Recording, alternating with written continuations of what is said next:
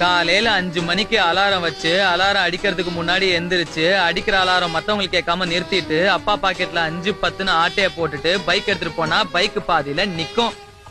சரின்னு பெட்ரோல் பங்குக்கு போய் 1/2 லிட்டர் பெட்ரோல் போடுங்க சார்னா அவனம்லாம் அசிங்கமா பாப்பான். அந்த அசிங்கத்தெல்லாம் தாங்கிட்டு பஸ் ஸ்டாப்புக்கு வந்தா அங்க நம்மளோட பர்சனாலிட்டியா இன்னொருத்த நிப்பான். அப்படியே பக்குன்னு இருக்கும் நெஞ்சுக்குள்ள. அவனையெல்லாம் ஓவர்டேக் பண்ணி அதுக்கப்புறம் அந்த பொண்ணு முன்னாடி போய் நின்னா பின்னாடி இருந்து இன்னொருத்தன் கை வைப்பான். திரும்பி பார்த்தா போலீஸ். கேட்டா ஈவ் டீசிங்பான்.